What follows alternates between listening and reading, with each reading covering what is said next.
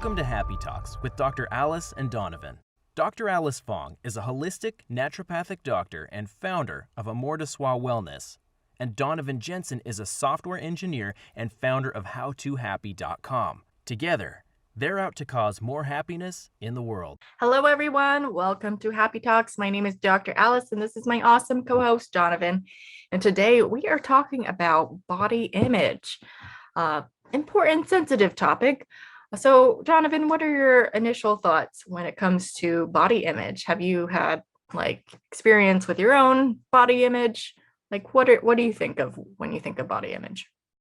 So I feel like personally I've gotten pretty lucky in terms of I haven't had any real struggles with this, right? Mhm. There have been some times where like I'm not in as good of shape as I would like to be, Mhm. but I don't know that I've ever wrestled with like a core problem of like, Mhm. oh, this is my body and what I look like and I don't like it or I'm ashamed of it or Mhm. whatever those types of feelings are. So even in the times that it's been negative for me, I don't think it's hit with the depth that some people experience. Mhm. But I'd be curious what your experience and thoughts are. Yeah, I would say I do have experience of not being completely satisfied with my body at times and moments where I didn't care. Or it's been in my teens, I was like a six and I didn't even really think about it. I was just I was really active. Although I don't remember how old I was. I remember maybe when I was maybe between 10 and 14, my uncle, this was the first instance where I actually thought about my body and maybe not a positive light, or I don't even really think I was thinking about it as positive or negative. It was just something I didn't think about. But I remember my uncle was visiting from Switzerland and he told my mom, while I could hear I think I might have been in the same room or in the next room over, but I could hear him saying oh, Alice is getting a little chubby or pudgy or something like that. And my mom was and I don't even think I was, but maybe compared to when he last saw me, which was probably several years, I guess that could have been the case.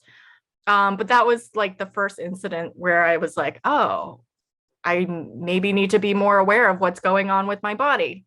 But then, in high school, I was really active, swimming 2 hours a day, 5 days a week. And so I was a stick, basically.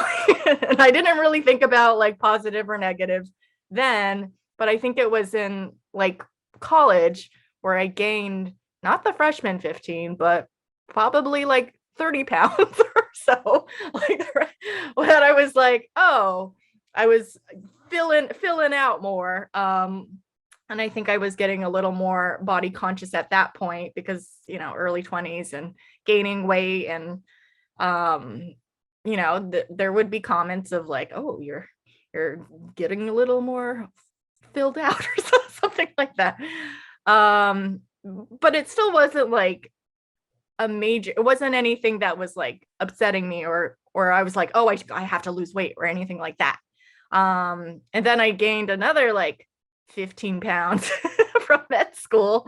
And even then I think I was still focused on getting through school, so I wasn't thinking about it. I think it was post med school, and from here, so it's been a decade since I finished my medical program, and I think in the last decade I've had more concern or shame or not feeling so great in my body in the last decade. But more recently, in the last couple years, I probably have a fairly decent body positive image. But it's after med school, I did lose a little weight and then I gained it, and it's just been up and down, and I wasn't so active. And so there was a period where I was not so confident in myself. But I think in the last few years, even though I'm way heavier than I was in med school and way heavier than I was in college and high school, for sure, I'll just even say I'm around 160 pounds, which seems like a lot, which technically my BMI is above in the overweight category, but I'm going to attribute a lot of it to muscle because I do CrossFit 4 days a week. So I'm like not so caught up in the numbers anymore. And I'm just like, do I feel good? Do I feel healthy? That's really more important than like how I think about myself these days. So that's the long extended journey of how my body image has changed over the years. Yeah. So I'd be curious, in the past, when things were bothering you, Mhm. do you feel like it came from a like a health perspective or an image perspective or something else? Like, if that makes sense. That's a great question. I think now as I've gotten older, it's more about health and not so much image. But I think I definitely have in the past have been more focused on the image of like, oh yeah, I don't want like a bulging abdomen or yeah, it was more about like looking good and concern of how others would perceive me. But now I'm like, if they think I'm like, because some people think I'm really skinny now, and some people think I'm like a little extra. So it's like, I just realized that opinions vary across the board, and I'm not trying to please anyone anymore. And so it really depends on the end of, and really about how I feel about myself than what others think. So I would be curious on that note, what you think contributed to that change, right? Because it sounds like it has evolved over time, and I'd be curious what helped you switch from one to the other. Because I I think it's probably a little bit healthier to have concern around your body for health related purposes, less so than image related purposes. Yeah, I think it was, what was shifting because I was hovering around like 145 after med school, and then I lost like 10 pounds. But then I regained it, and then like years of just being like inactive and not like being mindful of what I was eating. It just like, especially when I moved to California, we were in San Francisco, so we were eating out a lot. I gained another 10 pounds. So it was just like, I knew I wasn't being as healthy as I wanted to be. And that was reflecting in my body. And so it was just like kind of all rolled in together. But then, so I was like at 155. And then I was like, oh, but then I got really active. I started eating better. I didn't lose any weight. I actually gained more weight, but I was like feeling better. And I felt like I was looking better too. And so I was just like, the number is the number, whatever it is, that's okay. It's as long as I'm healthy, my blood levels are normal within limits. And that's really what matters. I don't know if this will map for you, but what I heard or maybe like started to hear Mhm. and was personally very insulating for me is knowing or like feeling responsible to a large degree for uh some of the ways that my body was like changing, right? Because there have been times when I felt very out of shape, but Mhm. I don't think I like beat myself up about it a ton because I was able to be like, well, what have I been doing the last year or two? I've Mhm. not been exercising. I've been eating whatever I want. I'm not paying any attention. And like I know from the past that if I start exercising, eat Mhm. different, et cetera, like my body will change in a way that is more in line with my goals and what I want to see. So I Right. don't know if that maps for you as well, but for me, I think that's one of the things that has helped me not get too stuck in the negative for too Mhm. long. Yeah, yeah, it has helped me knowing that like even if I do gain the weight, like let's say after my trip to Italy, I was like at 173, which was like around my max weight I've ever been at. But I knew it's like, okay, well, obviously Italy is not like my normal, like eating pasta and gelato all the time. So I knew if it's like once I know what I needed to do to get back on track. It wasn't necessarily easy, but I knew I've done it before. I could do it again. It's just getting back on the wagon. And yeah, it's like the weight came off once I was like more back in my routine of things and getting back on track essentially. And I think it's just like knowing like even if I got back up to there, I'm like, okay, yeah, maybe it's like life happens. Maybe there's like a major life crisis or a vacation. And that happens. And so it's like I just got back from Boston, yeah, and I gained a few, but not as much as I thought I would, but it was more about like, okay, how do I feel? And, don't let, even when I'm not feeling so great about myself, or when I've gained some weight, I'm like, well, it's not the end of the world. I know what it'll take to just get back on track. And yeah. Yeah, that makes a lot of sense to me. I would be curious because we've been talking a lot about stuff that is Mhm. largely in your control or at least influence. I'd be curious if you've had struggles with things in the past that are not that malleable, right? Because I imagine some people have problems with other things like, um, for me, for example, at one point my height was an issue, and we can talk Mhm. about that for a minute if you want. But I would just be curious if you had anything like that in the past that's a lot less malleable. I think my most like sensitive area of my body that I'm most self-conscious about is probably my belly. It's like, because I'm like, even when my butt gets big or my thighs get bigger, I'm like, oh yeah, gaining muscle. It's like I actually don't mind it, but for whatever reason, I don't like when I'm pooching out in my belly region. Uh, so I think that's which it doesn't always like exercise doesn't seem to make a difference.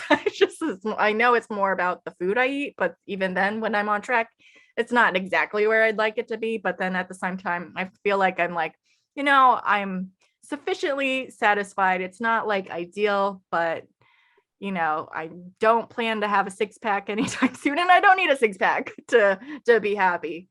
So it's kind of like letting go of the attachment of like, oh, the ideal would be a six pack, and I keeping to strive for that. It just doesn't quite seem feasible and not actually as much of a top priority or value.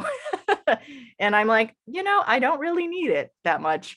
I don't really want to do the thing that I need to do to get a six pack either. So, and I'm okay with that. Yeah. I think it kind of mirrors a conversation we had in the past around like, if you want to be super rich or something, Yeah. recognizing the actual steps you have to take to reach it for a lot of people may not be worth it. And Mhm. sitting in a position of just like, oh, I wish my body looked a certain way, but Mhm. also I wish I didn't have to do the stuff that you have to do to get that Right. body to and just Yeah. be there in the same way Right. of like, I wish I was rich. But I also don't want to do any of the stuff that you have to do to make a bunch of income. Mhm. Like it's not useful, right? You just spend a ton of time just like wishing things were other than they were. Right. But if you're not willing to take those specific actions that'll get you there, then Mhm. it doesn't matter. Yeah. I'm gonna circle back to the story that I had thought of a Yeah. little bit, which is there was a time where like when I was doing online dating stuff Mhm. and also a little bit before that. So like I don't know, maybe from 15 to 22-ish or something, where Mhm. like height was a little bit of a something in my mind Mhm. because I'm roughly 5'11. I'm just Mhm. shy of 5'11. And I've been this tall since middle school. So in middle school, I was really Really tall. tall. That's tall And for middle and schooler. so I had sort of like developed a little bit of a part of my personality or like not part of what I mean, but like I had an image of myself as someone who was tall. Yeah. But then I didn't really and I was probably slightly shorter, probably like 5'9" or something, but I Mhm. was still relatively tall. Yeah. Yeah. And then I didn't really grow for Mhm. the rest of forever. So there was definitely a period of time where I was like having trouble sort of digesting Mm. that difference in my image and compared to what was like actually happening over time. And I Yeah. feel like that was compounded by the fact that I was in high school and didn't have any of the mental tools that I have now to sort of like Mm. think about those sorts of things. Mhm. And then it also, I guess it came to a head or like became as important as it ever became, which was not that important when I was doing like sort of online dating stuff. And there's a bunch of profiles, they're like 6 foot or taller only. And it's like, I definitely went through a period of just like turning it in on myself and thinking like, Mm. oh, like I guess I just have like a set of attributes that can't be attractive for a while before I was able to like break through that and just be like, wow, the kind of person that is looking for that specifically is, one, not a person that I would ever be with, but also not the kind of person that I want to be with. Right. So all that to say that that was more difficult than weight has ever been for me, just because that's not something, I can't just like go out and grow a couple inches if I change my Right. diet. You could just wear some platform shoes. There's your inch. Yeah. Or like a lot of guys just lie and say that I'm 6 foot. It's funny. I had a bunch of friends you're that were like, practically 6 foot.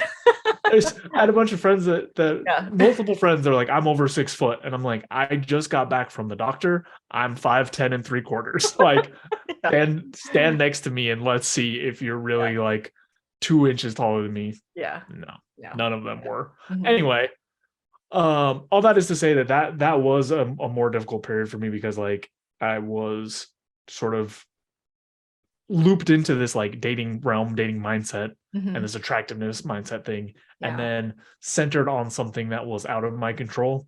Mhm. And the only reason I want to highlight it is because, one, there's nothing I could do about it, but two, the more time that I spent on that and focused on that and thought about that, the harder it was for me to actually be successful, because I was in my head about something that Mhm. was not really important, or would not be important to the kind of person who I actually wanted to spend time with. Yeah. Yeah, I totally get that. And I get that online dating can be really superficial for a lot of people with the focus on the height. And I can absolutely get how that gets in people's head. And I've heard stories of people, like guys way shorter than you. And in my opinion, you're tall to me. But I mean, I'm 5'4", so a lot of things can be a lot taller than me. But I know, like, guys maybe around like 5'6" or shorter, like, can be more self-conscious, and it's not necessarily the height factor that's like unattractive, is the being overly self-conscious and like obsessing about it rather than focusing on, you know, engaging with your date and, being curious and fun and light and having like a good personality, which is also helpful. But if you're kind of focused on like, well, is this your deal breaker height? Are you gonna like make it an exception or range, put it 2 inches or so, or like, what is that about?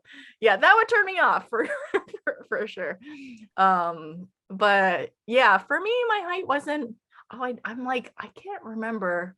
I've been comfortable with my height. I know I'm like I think I've been described as like the taller of the short people. So I'm still in the short person category. But not like super short, but it hasn't really been an issue. But I think I might have, had someone who from my online dating days thought I wasn't tall enough, which I just was like, that's weird. For me, it occurred to as weird. And it didn't make me self-conscious about my height. But I think it is easier for women than it is for men, definitely, when it comes to online dating. Yeah. Yeah, and I agree, right? Like certain Yeah. attributes tend to get pointed out and highlighted in Yeah. a negative light in those realms, depending on your gender. Yeah. But yeah, I also wanted to be clear that I didn't have like a horrible time of it. It's just Yeah. something like the most self-conscious I became in that realm was Right. because of that. But for sure, I've known other guys who are, Yeah. 5'6" or below, and Mhm. I think it becomes an issue because it's so prevalent in terms of like, sorry, you're not tall enough. You're not tall enough. Like, Yeah. Yeah. whereas for me, like it only entered my thoughts because like people were screening for 6 foot or above Yeah. preliminarily. Like, I don't think anyone's ever said that to me. Like, I don't think I've ever had Yeah. that experience. And a You're lot of the an guys inch that are too short for me. a lot of the guys that are 5'6" and below have for sure had that said Oh to their yeah, face. for And sure. I'm sure for women, it's more common around like weight Yeah. or those sorts of things. So Mhm. like I can definitely see how the frequency at which you encounter that, especially in the dating room, right? Because if it's your I don't know, like if my dad said, "Oh, you're short," like I don't care. It doesn't have that much impact on me. It doesn't Right. matter. So, but I think, in the dating realm, it gets like kind of cranked up. The importance feels heavier than it is, just Yeah. because it seems like it's blocking you from potentially good opportunities. But in retrospect, they're not good opportunities. The kinds of people that are that superficial are not the kinds of people Right. that you can actually build a life and like have a strong relationship with. Yeah. I'm curious though, what would your thoughts be for someone who like at 5'11", it's kind of like, but at five, if you were 5'6", for example, like, what kinds of things would you want to do? Because you're hearing it more that I'm too short, or I'm not hitting the threshold of what women want. If you were hearing that on like a regular basis, what would your strategy be to like deal with that, I guess? Yeah, easier said than done. But now, Right, yeah. like Yeah. looking back with the experience that I have, Mhm. is so for me, my actual effectiveness in that realm, how Mhm. successful I was, had nothing to do with anything physical other than the fact that um staying in shape, not in terms of having a specific body, but sort of like the sets of behaviors around health Mhm. seem to like be more attractive. But Yeah. like once I gave up on like, oh, I'm gonna try to be a certain kind of person, or like I'm gonna try to fit these things or whatever, and just went into my own world and was like, here's the goals that I have. Here's the stuff that I want to knock out. I'm gonna stay in shape because I want to be healthy and be able to do stuff. Mm. As soon as I started focusing on developing my life completely, that other piece came so second nature. Like people came in and out that I was meeting. And the other thing is I stopped putting so much weight on like each individual encounter, right? Of Mhm. like, this needs to be it. I got to try my best, and change to just like, I'm just going to meet people, and Yeah. and wherever it overlaps, it overlaps. But Right. between those two things, and especially the piece of, instead of seeking so hard and pushing for it so hard, I just developed my own life. Mhm. That made a huge difference, way more than um there were times when I was like really in shape and really Mhm. fit, Yeah. and times that I was not. Mhm. And I would say that I actually had the most interest from the times, from a period of my life where I was not in the best shape or Mhm. even close, maybe even in the worst shape I've ever been in. Yeah. But I was very, very focused and driven on getting like Mhm. my goals done, and like being productive, and just doing like things for myself. Mhm. Which ironically is like, since I was doing that, I wasn't paying attention to any of the interests. Yeah. But that made far more of a difference than any of the physical attribute things ever did. Yeah, that makes sense. That tracks. Cool. Yeah, it just made me think about like what are the other thing that I thought of is like, you know, not necessarily being unhappy with your body image, but like I know for some people, and sometimes I have like the thought, but then I kind of let it go. But I like more referencing my husband. It's like, I think he remembers like a time where he's like super fit, and he like keeps trying to like in his mind thinking like he can just get back to it, but he Mm, doesn't really quite do the work to do it. And it's just like, at what point do you let go of the idea of like trying to be what you used to be at a younger age, fitter, more attractive or whatever, or do you keep striving to get there? Because I feel like, and I know this for like a lot of women, like patients that I see, they want to be what they were in college or even high school. I'm like, nobody can be high school. That would be, I don't know if that's healthy, honestly. you mean a Um, child, a non-developed adult? child. It's like, I kind of let go of like trying to weigh what I did in college a long time ago, because I don't think that's going to happen. And I'm okay with that. And honestly, I'm a lot stronger than I was in college. So it's like, at what point do you kind of let it go, or do you keep going for it? Does that make any sense? I don't know. Yeah, no, it makes a lot of sense to me. I think the example that I'll highlight out of my own life is when I was 25 Mhm. ish, I completed a super hard workout program that I had tried multiple times and didn't finish. And then I finally committed and was like, I'm going to do every single day and I'm going to do this correct. Mm-hmm. And I finished it and I was feeling extremely strong, like in the best shape I've been in. The day that I finished it, I went and played soccer and broke my collarbone. Oh God. Oh no. Oh shit. Yeah, so like I was so excited and so pumped and just Yeah. like I'm feeling so good and strong. Mhm. And that put me out for at least a month and Mhm. probably more than that. It had Yeah. to have been more than that. And I started putting on weight fast Yeah. and I started losing muscle fast. And that was a really difficult period for me because I was like, I just worked so hard Yeah. for this. Right. And that is the time that it took for me to realize that like you don't necessarily have control over what's going to happen in your life, Mm-hmm. or it's in regards to your body and whatnot. But I also had a period where I was like, you know what, forget it. I'm just giving up. And then I put on more weight and I lost even more muscle. And I was like, well, shit, like, okay, so the options are like, I can either claw my way back towards this direction, Yeah, and continue to improve my baseline, mm-hmm. or just get extremely out of shape. And that's when I finally was able to realize like, okay, I should not look at set points in time as like what I aspire to do. I have to look at where I'm trending. Yeah. Because if I keep looking at like, oh, this specific point is where I want to be, like I'm going to get frustrated if things come up. You know, like I got lucky when I was doing that super hard workout that I didn't get sick or something. Yeah. But like even if I wanted to get back to it again, like I could get sick in the middle of it and I'll lose some progress, and then I would have a setback, and then like so basically that's what it took for me to develop a mindset around just like I can't care about specific points. I have to just look at the trajectory day by day and see how I'm doing. Yeah.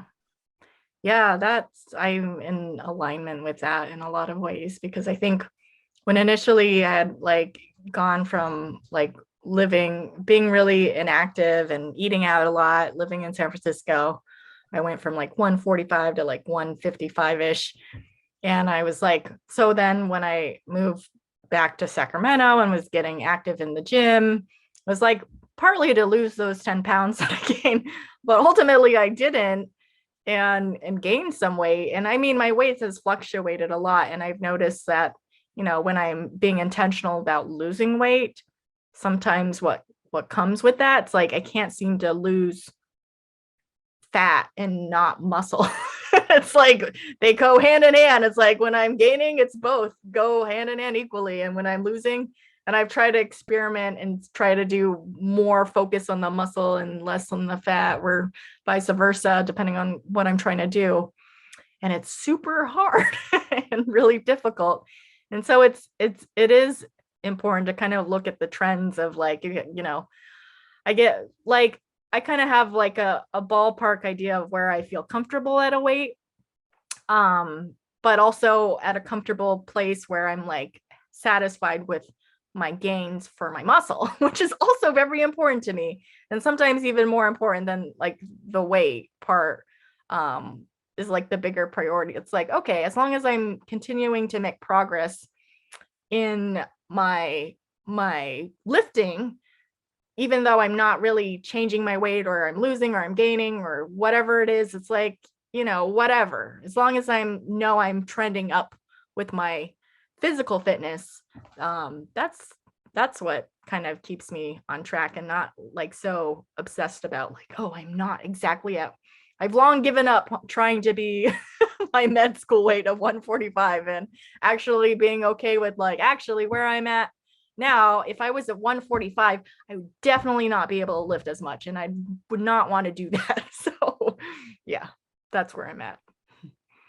Yeah, I think that's another important factor is I've seen with several people getting kind of like the opposite of what you're saying, but like getting caught up on weight and not recognizing muscle gain. Yeah. or the other way around, getting so caught up on weight, but not realizing like how much muscle has been muscle you're lost. losing. Yeah. So I think it's important too to have like a realistic, holistic picture of what you're doing for your health and fitness and what your goals actually are. Because for some things, like if you want to ultra marathon run, none of those people are super muscular and thick. Like Right. You don't. they're stringy and muscular, Right. but Yeah. not like really big. So also just kind of the goals that you have. But another Right. piece of it too is like a lot of people um have negative feelings around sort of a body type or level of fitness they want, Hmm. but with no goals or nothing associated to it. It's just kind of like, oh, I want to be like super fit, and if you don't have, I feel like it's harder if you don't have something associated with it. Like if you're not doing a sport, or like you're saying, like recording your lifts to try to get to a certain point, or for some people like lifting competitions or whatever else. Like if you don't have some other goal, it can be hard to sort of fine tune in that way. And Hmm. if your goal is just to feel good and healthy, you don't need like an extreme level of fitness. In fact, some extreme levels of fitness can be detrimental to your health Hmm. Yeah. in the long term. So I feel like it's all about just like, weighing those things out. And sometimes when you're just having random thoughts, it's easy to just like let them win without Mhm. recognizing sort of the full context. Yeah, absolutely.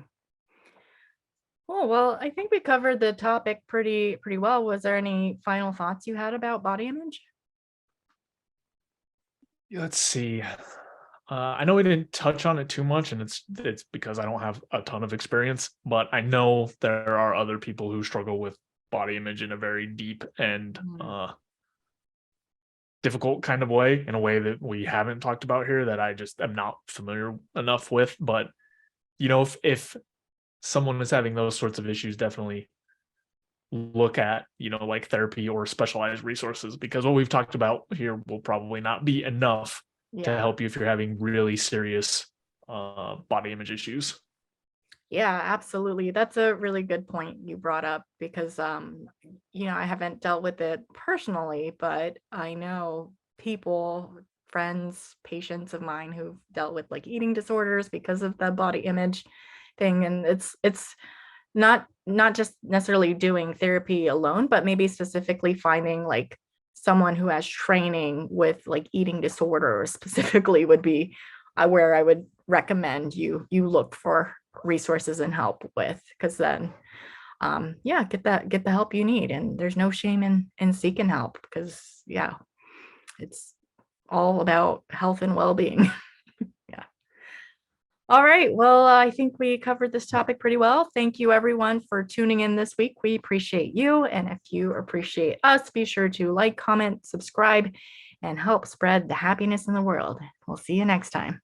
Thanks for watching. If you enjoyed the video, please take a second to subscribe, as it really helps out a lot. If you're looking for more content, there's all sorts of information over at howtohappy.com. And if you want something a little bit more condensed and concise, I've also written the book Mindscaping, which is essentially a framework for optimizing happiness. So we'll have the link there as well. And that's all I've got. Thanks again. I'll see you next time.